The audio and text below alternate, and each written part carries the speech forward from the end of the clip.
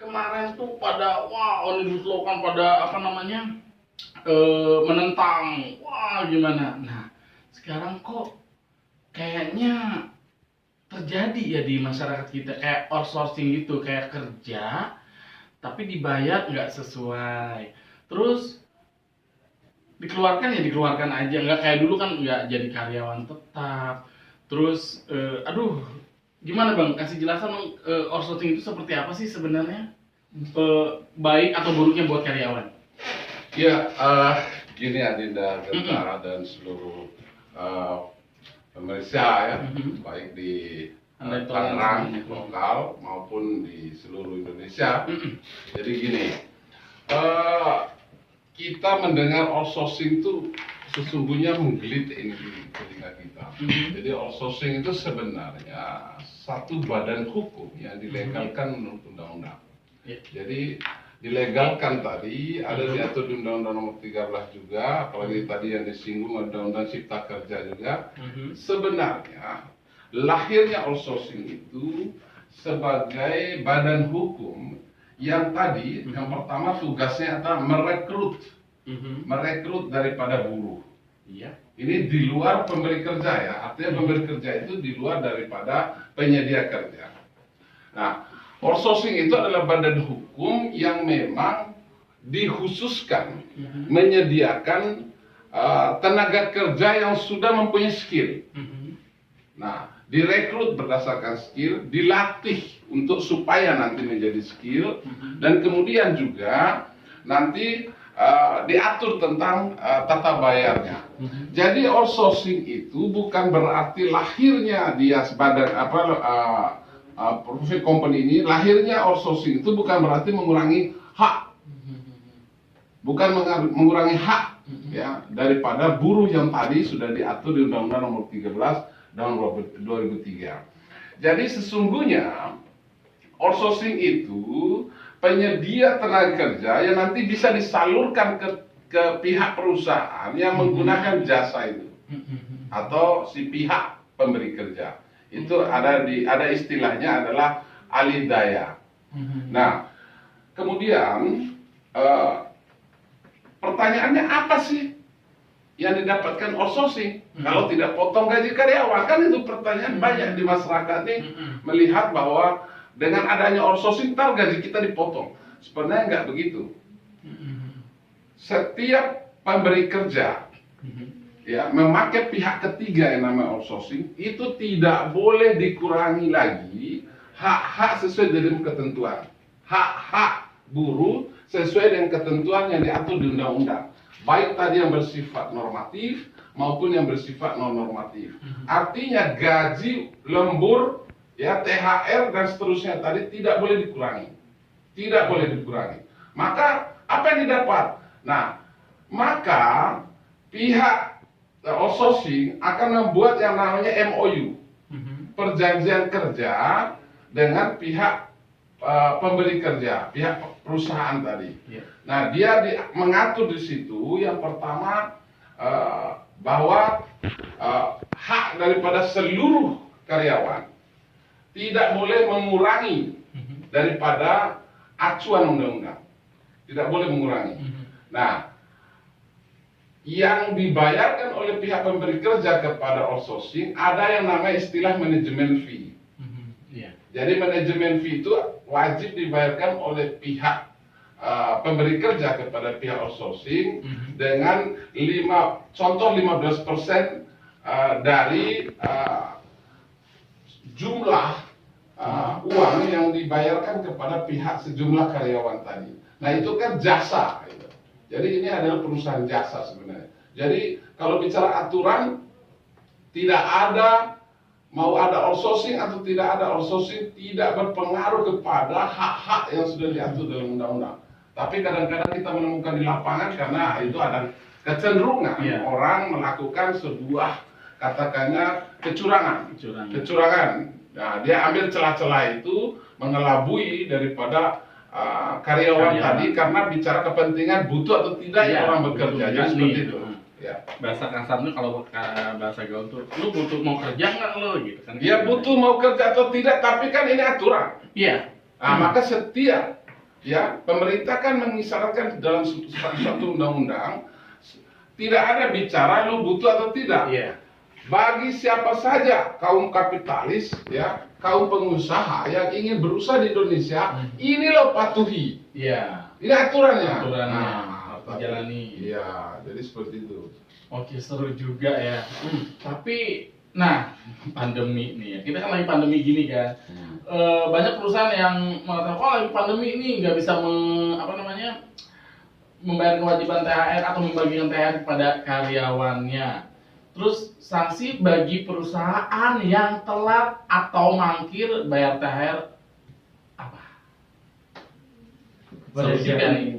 Iya, Bang Sukardin. Jadi kan banyak kan terjadi kan ada yang nggak dibayar tuh THR. Bahkan di kita juga di Pemda ya udah menyediakan pengaduan-pengaduan bagi karyawan yang tidak dibagikan THR-nya. Saya juga belum dibayar THR sebenarnya.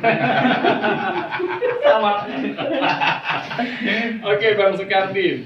Ya, kalau bicara terhadap perusahaan yang mangkir, yang mangkir ya, yang mangkir bayar THR terhadap karyawan itu, maka pemerintah itu sudah mengeluarkan regulasi. Itu ada di peraturan pemerintah nomor 26 tahun 2021 tentang pengupahan.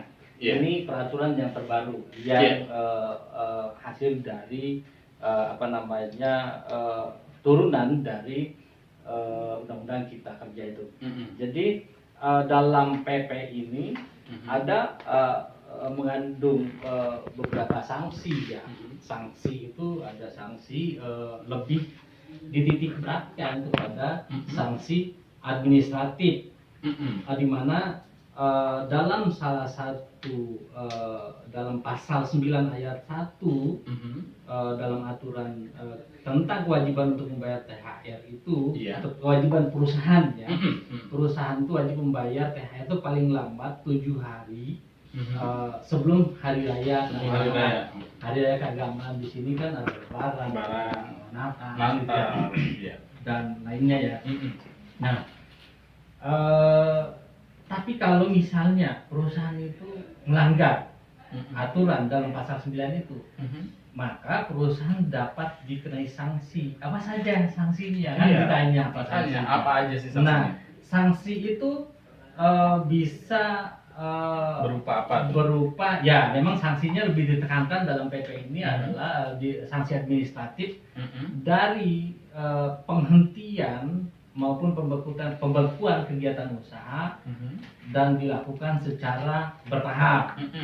Nah, sanksi ini bisa ada 4 sanksi ya yang dimuat di sini.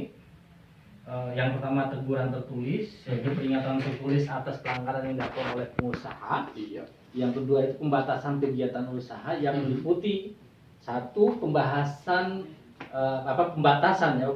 kapasitas produksi barang dan atau jasa dalam waktu tertentu terjadi dalam perusahaan itu. Terus yang keduanya penundaan pemberian izin usaha di salah satu atau beberapa lokasi bagi perusahaan yang memiliki proyek di beberapa lokasi. Nah, untuk nomor 3-nya, sanksi yang nomor 3 itu penghentian sementara sebagian atau seluruh alat produksi berupa tindakan tidak menjalankan sebagian atau seluruh produksi barang dan atau jasa dalam waktu tertentu. Nah, yang sanksi poin yang terakhir itu terkait pembekuan. Ini nomor 4 itu pembekuan kegiatan usaha, ini dari yang paling parah. Pemberhentian ya. Pemberhentian, pembekuan bisa pemberhentian produksi perusahaan dalam waktu tertentu. Nah, dari sini pun ini kan bicara pandemi. Pandemi ini kan dampaknya luas banget kan. Sangat-sangat. Hampir seluruh lapisan gitu atau bidang usaha semua merasakan, baik ini sebagai entertain nggak mau manggung gue. Dunia entertain kan pasti dia harus mengumpulkan orang kan keramaian ya. Begitupun di industri mengumpulkan orang juga, karena kan orang harus kumpul bekerja dan segala macam. Di situ ada pembatasan di mana memang akan terganggu ya, Iya. baik ekspor, impor dan segala macam itu Semuanya. sangat terganggu. Nah, tapi untuk yang perusahaan jika dia kena pandemi, nah jika kena pandemi ini kan kita juga tidak bisa generalisir bahwa semuanya itu ada yang perusahaan itu nggak mau bayar THR gara-gara Alasannya alasan pandemi pandemi. gitu. Padahal juga Padahal- ada juga yang memiliki kekuatan keuangan yang cukup bagus, Stabil lah ya. Tapi di situ harus dilihat kalau misalkan benar-benar kena dampak itu, maka gubernur atau bupati itu diminta untuk mengambil beberapa langkah. Langkah Salah satunya. dari surat edaran Menteri Ketenagakerjaan itu ada abad 4 langkah sih yang harus diambil oleh bupati atau gubernur, wali kota gitu ya, kepala daerah lah. Iya. Jadi kepala daerah itu yang pertama harus memberikan solusi dengan mewajibkan pengusaha melakukan dialog dengan pekerja untuk mencapai kesepakatan. Iya. Kesepakatan itu dibuat secara tertulis yang memuat waktu pembayaran THR dengan syarat paling lambat dibayar sebelum hari raya keagamaan. Iya. Nah, itu salah satu. Salah satu. Nah, salah duanya masih panjang sebenarnya kalau bicara salah dua. Iya. Nanti akan diperuncing lagi oleh senior saya, Senior Bang kita, Ano. ya, Bang Ano. Salah satu. Nah, itu yang kena pandemi. Iya. Nah, kalau misalnya dia sengaja tidak mau bayar, gitu kan, dia tidak berdampak. Tidak terdampak ya. Tidak terdampak Tapi dia melakukan- pandemi, tapi dia sengaja memanfaatkan momentum Momen itu pandemi ini. untuk tidak membayar THR. Nah, ini yang akan bisa menjelaskan ini Silakan, senior Bro. saya. Silakan. Bapak yang lebih Jadi senior. gini, ini Adinda Soekardi ini melempar saya padahal ada perkara yang sudah disidangkan sebenarnya di Tangerang ini ya. Iya. Ada perusahaan Tentang hal itu. ya, Iya. artinya dia mem-PHK ribuan karyawan itu dengan semena-mena dengan sepihak tadi Aduh. tanpa melalui jalur hukum. Nah, seolah-olah dia itu pilot. Padahal tidak pernah melakukan permohonan pilot di pengadilan. Oh iya. Ini Nah, itu pernah PT melakukan. PT Free Trade. Nah, apa PT Tidak pernah melakukan pilot ke pengadilan, tapi saya kuasa hukum dari dulu. Nah, makanya dia mau lemparkan ke Oh, iya. abang itu seperti itu sebenarnya. Tapi perlu saya jelaskan begini sebenarnya. Jadi apa yang dilakukan oleh kawan-kawan advokat itu sekarang terhadap PT yang bersangkutan adalah sebuah langkah ujian yang paling baik, karena tadi seorang penegak hukum tuh harus betul-betul sensitif melihat itu. Iya. Nah, ketika undang-undang tuh hadir sebagai panglima, lalu kemudian juga para penegak hukum hadir sebagai pengawas, ya, untuk menegakkan seluruh undang-undang itu. Nah, jika terdapat tadi kenakalan-kenakalan daripada para pengusaha yang membangun kepentingan tadi, ranahnya adalah kepentingan sepihak, mengabaikan daripada sebuah undang-undang, maka bukan lagi kita bicara tentang katakanlah tadi yang dijelaskan sama Adinda Karin tadi adalah ketika itu ada sebuah katakanlah sanksi administratif. Loh, kalau sanksi administratif gampang dong, Iya. ya, langgar aja semua nanti tinggal denda kok, Iya benar. ya, ibarat nabung uang ke bank aja. Iya. Tapi supaya nggak gagal paham ini masyarakat, ya, masyarakat buruh Tangerang, bahwa ada pelanggaran undang-undang yang lebih hebat di atasnya. Yaitu tadi yang saya bilang, Undang-Undang Nomor 13 Tahun 2003 mengatur tentang hak dan kewajiban. Itu yang sifatnya normatif, dikategorikan tadi bahwa tunjangan hari raya itu wajib dibayarkan tanpa harus ada embel-embel sebuah alasan apapun. Nah, tadi apa yang dijelaskan oleh Adinda Karin tadi adalah sebuah sanksi administratif. Iya. Tapi sanksi yang sifatnya perbuatan, yaitu sifat pidana tadi adalah itu pelanggaran undang-undang yang sifatnya murni. Iya. Dan ini yang akan nanti para pelanggar itu wajib dinaikkan statusnya sebagai tersangka. Seperti tadi perusahaan yang sudah kita bicarakan lebih awal tadi adalah perusahaan PT Spin Mill Indah Industri yang ada di Kabupaten Tangerang. Nah Bosnya. sekarang salah satu bosnya itu kan sudah jadi tersangka itu di kepolisian di Polda Metro Jaya, di Polda Banten ya.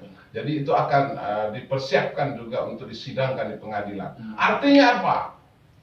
Langka ini pengusaha dipidanakan. Nah inilah yang saya bilang khususnya untuk para organisasi serikat buruh, ya para aktivis Tangerang, kejar itu. Jadi jangan karyawan sedikit melakukan sebuah perbuatan yang kadang-kadang hanya membocorkan rahasia perusahaan tiba-tiba masuk penjara, tapi mereka melakukan sebuah penindasan ya, sebuah perampasan hak asasi, lalu kemudian mereka tidak juga mendapatkan sanksi gara-gara mereka itu adalah kaum yang betul-betul mempunyai kewenangan atas finansial dan seterusnya. Jadi ini saya mengucapkan terima kasih ya untuk kita apresiasi juga langkah pemerintah daerah ya. Ini ketika diundang oleh Radio Tangerang Genta Gemilang ini saya rasa ini kepentingannya sangat luas sekali. Agar ini bincang-bincang seperti ini kan nanti supaya masyarakat buruh Tangerang itu betul-betul ya mendapatkan pencerahan pencerdasan loh. Ya kan, karena di Senaker nggak punya anggaran untuk ini untuk melakukan pelatihan sosialisasi undang-undang kepada buruh. Makanya buruh itu ketika ditanya, kamu tahu nggak undang-undang buruh tentang hakmu? Saya nggak tahu ditanya. Nomornya aja nggak tahu apalagi isinya. Jadi seperti itu. Wah seru banget ya obrolan kita pada malam hari ini. Nah kita akan mau bacakan dulu requestan dari Handai Tolan ya. Satu yang memang perlu kita apresiasi bahwa langkah pemerintah daerah ini mungkin satu-satunya ini perdana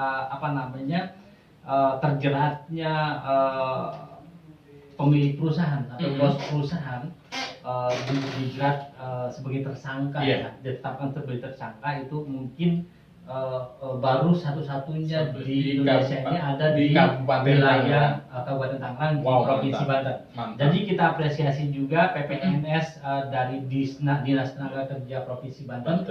Kita sangat mengapresiasi kita dengan 3 pilar yang ada, kepolisian dan kejaksaan, di mana mereka yang melakukan gelar perkara sehingga menentukan posisi status tersangka. Itu karena kuasanya Adinda Kardin itu sama CS-nya. Dan itu kita apresiasi bagi semua pihak yang memang telah membantu. Ini hak buruh harus kita perjuangkan bersama karena kan kita juga nggak bisa secara sendiri. Harus ada sumbangsi informasi dan segala macam dari berbagai pihak. Nah ini kita semua harus kawal, dan Tangerang Radio kami apresiasi juga, kami terima kasih banyak karena telah mau membuka diskusi seperti ini karena masyarakat juga butuh sosialisasi dan edukasi tentang produk-produk hukum maupun proses-proses hukum yang ada di wilayah ini. Dan sebentar, dan insya Allah itu nanti perkara masalah ini biar nanti ini jadi asumsi publik ya, konsumsi publik. Nanti kita report terus itu, kita akan update terus ya perkembangan sampai pengusaha itu masuk penjara. Jadi seperti itu. Dan buat kalian semua juga yang mau, gue kayaknya buntu banget ya tentang hukum. Bisa Handetron bisa telepon kemana atau datang langsung kemana? Jangan kemana setelah ini ya. Tapi kita akan bacakan dulu nih requestan dari Handai Tolan semua ya.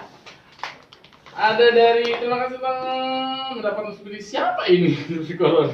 Ada Genta Gemilang, selamat malam. Agenta, selamat malam. Hani Haryanto, lagunya dari AA aja, dari Genta ya. Dispesialkan buat ayah dan bunda, ucapannya ayah hari Sabtu, bunda ke BSD. Wow.